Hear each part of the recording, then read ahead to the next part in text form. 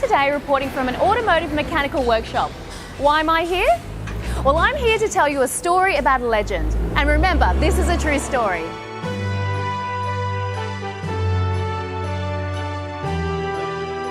During World War II, the US Army realised the need for a rugged, reliable off-road vehicle, and they contracted 3 car builders to design it.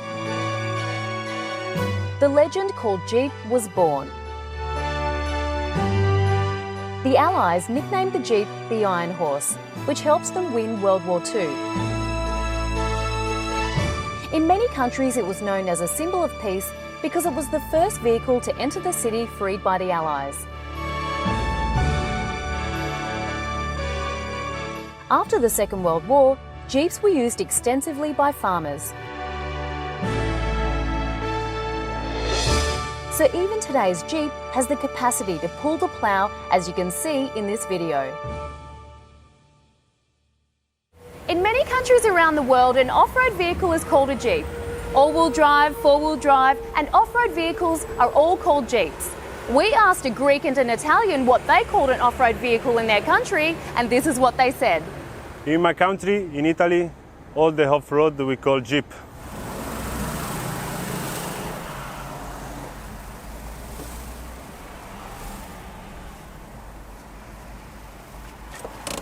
So what do you call this car you're driving now?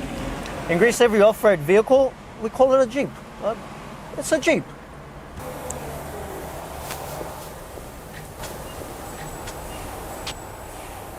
But it's a Mitsubishi, it's not a Jeep. Listen, it might be a Mitsubishi, the brand is a Mitsubishi, but it's an off-road car. I know my car, okay? It's a Jeep. The number of Jeeps sold up to the present day is 15 million, and almost 4.5 million of those were the Jeep Grand Cherokee, the luxury model. But what do people think of the Jeep today? Well, we asked one of the mechanics here at Universal Motors what he thinks. With these old Jeeps, Cherokees, they have a bit of a bad name in the whole community because they are problem cars. They have a lot of problems with some of the old engines. They cost a lot of money. Sometimes they can cost more money than the car is actually worth when they go old. They don't sound very impressed with the legend. Well, we decided to do some research on the internet and we found some amazing comparisons.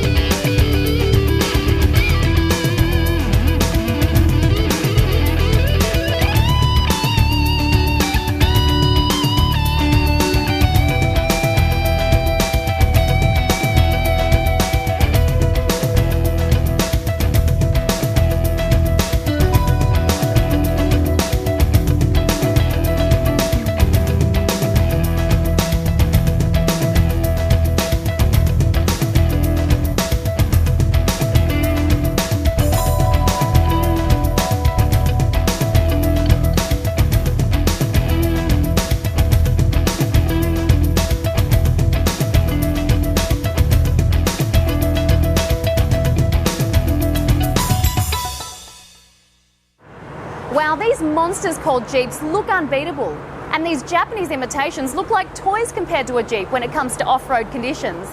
So this is why we're here. We bought a Jeep. But this Grand Cherokee Jeep had to be towed to the mechanic because the engine was blown. Harry will tell us a bit more about this.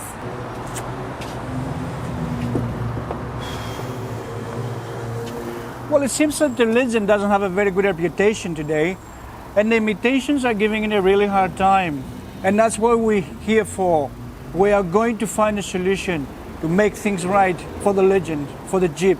We wanted an off-road vehicle to perform very well on on-road and off-road conditions.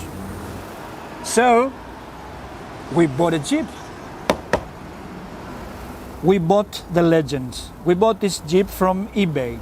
But this Jeep has a cylinder head blown off, which is a very common problem with these particular engines. The problem was that parts or another engines were very, very expensive, or they're quite expensive. So what we did, we bought another Jeep. This one, we bought it from Grays Online. So the next thing was to ask our team and give us their opinion. and tell us which Jeep they think we should fix. The one with the blown engine from the country, or the one from Grace Online that it was nothing wrong with it. Well, the oil is pretty clean. This is a very good engine. It starts well. I think the compression is very good. Mechanically, I think it's good. Everything seems to be working on it. And it's clean. There's not many oil leaks, apart from a little bit on the gearbox underneath I noticed before. The rear suspension may be on the crossbar on top with a sway move. This car is not bad to put back on the road if one wishes to do so. Well, it looks like that in this Jeep, the roof lining is gone. And this door trimming here doesn't look too good either. It seems like it's falling off. But the most important thing is to look under the belly. Let's have a look. Well, the ball joints have gone. Plus, the suspension doesn't look too good either. Well, I can tell you that this Jeep has gone through probably the Second World War and the Vietnam War combined. Even these thick plates under the body are all very badly bent by probably hitting some rocks. So this Jeep here had a very, very hard life. Now let's have a look at this Jeep here, but this one here, let's remember that it had a very good life being a farmer's car. This Jeep came from somewhere near Canberra and was well maintained and almost never been in extreme off-road conditions. Now, as far as the underbody is concerned, looks in excellent condition and there's hardly any scratches to be seen. Well, other some minor cosmetic work, this Jeep had a very, very good life. Well, the reason why their engine was overheated, it's only because the car was sold on and they stopped the maintenance. And that's why it got overheated, and that's why it blown a head cylinder. So the decision is very simple. We're gonna keep the farmer's car because it had a very good life, it's been well maintained, and we're just gonna replace the engine. That's the best solution. Yippee! The solution to keep on Jeeping is regular maintenance. Change of cooling fluids regularly, plus once a year change of the thermostat. As for other small problems, keep it in good shape because there is only one Jeep, and having this beast serving you at her best means you'll have to pay some money to maintain her properly. Bill here at Universal Motors will keep your bills down when you come here with your Jeep. It's all worth it. After all, you're driving a legend. This is a Jeep. Everything else is just a cheap imitation.